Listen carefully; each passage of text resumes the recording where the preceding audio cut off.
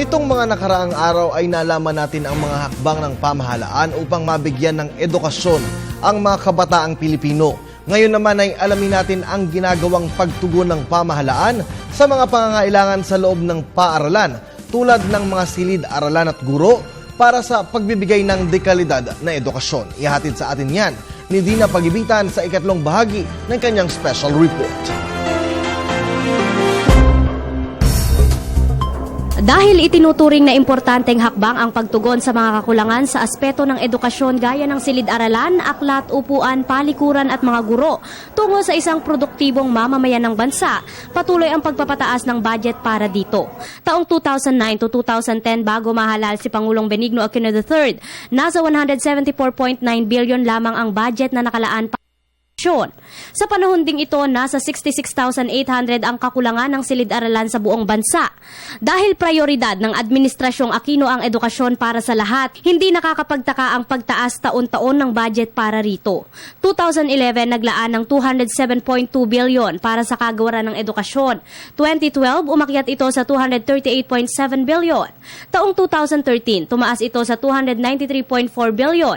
Indikasyon daw ng adhikaing matugunan na ang lahat ng nasabing kakulangan. Alinsunod na rin ito sa pagsasabatas ng K-12 law. Gayunman, muling pinalawak ang budget na inilaan sa kagawaran. Ngayong taon, nasa mahigit 336 billion na ito, ang pinakamataas na pondo sa kasaysayan ng edukasyon sa bansa. Ngunit ano nga ba ang implikasyon ng pagtaas ng budget para sa edukasyon ni Juan? Ayon sa kagawaran ng edukasyon, ito raw ay nagpapakita ng pagnanais na makamit at maisali ang bawat mamamayang Pilipino saan mang sulok ng bansa sa edukasyong pangkalahatan. Isa rin itong indikasyon ng higit na pagpapahalaga sa mga mamamayan ng bansa upang umunlad ang kanilang pamumuhay sa hinaharap. Diyan makikita po ninyo ang ng ating Pangulong Noynoy, hindi lamang para ipatupad ang mandato sa saligang batas na ang kagawaran ng edukasyon dapat ang may pinakamataas na budget, kung hindi ang kanyang commitment na makamit ang ating pangarap ng edukasyon para sa lahat. Una nating sinabi sa unang parte ng special report na ayon sa kagawaran natugunan na ang lahat ng kakulangan sa 5 pangunahing issue sa pag-aaral. Maliban na lamang ang pangangailangan pang mga silid-aralan dahil sa patuloy na pagtaas ng bilang ng mga nag-e-enroll at ang pagkasira ng mga silid-aralan at ilan pang kagamitan ng manalasa ang mga kalamidad noong nakaraang taon. Sa kasalukuyan, nasa mahigit kumulang 5,000 silid-aralan na climate change resilient o nasa tamang disenyo ang nakatakdang itayo sa mga lugar na sinalanta ng lindol at bagyong Yolanda.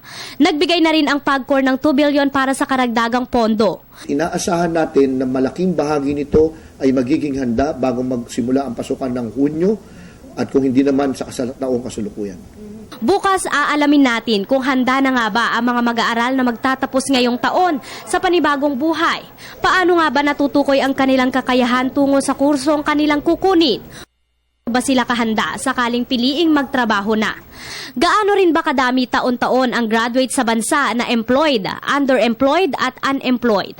Iyan ay sa pagpapatuloy ng aking special report, Edukasyon Noon at Ngayon. Para sa Telebisyon ng Bayan, ako si Dina Pagibitan.